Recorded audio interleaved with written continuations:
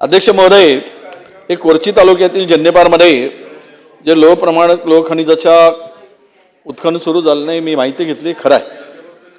परंतु ट्रॅक्टर पकडली, त्या ट्रॅक्टरमध्ये नेमकं काय आढळून आलं, ते लोह खनिज होतं काय, किंवा हे जरी लीजधारक तिथून चोरी करत नसतील तर इतर लोक ती लोह खनिज त्या ठिकाणून चोरी करतात का, आणि करत असेल तर त्या संदर्भात काही आपल्याकडे माहिती असेल तर कारवाई काय केली, याचं उत्तर जर मिळालं आणि ती ट्रॅक्टर आता सापडली त्यामध्ये नेमकं लोह खनिजच आहे की काही इतर आहे, या संदर्भातली चौकशी झाली का?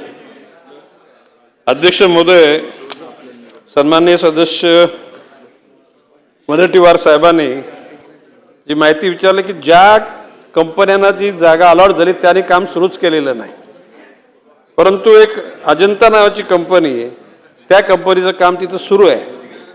त्या अजंता कंपनीचंच एक ट्रॅक्टर अर्धा ब्रश ट्रॉली दगडशी जमा करून नेत असताना ते पकडले गेले. तहसीलदार, पोलीस यंत्रणा, वन यंत्रणा यांनी ते पकडलं आणि पोलीस स्टेशनच्या ताब्यात दिलेलं आहे.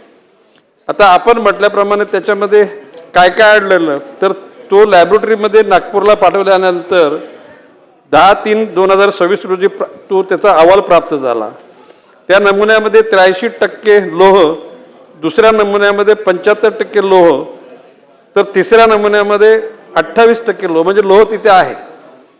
आणि त्या अनुषंगानं तो ट्रॅक्टर जमा केला पोलीस स्टेशनला आणि सदर प्रकरणी प्रथम वर्ग न्यायदंडाधिकारी कुरखेडा यांच्याकडे दोषारोपपत्र दाखल केलेलं आहे.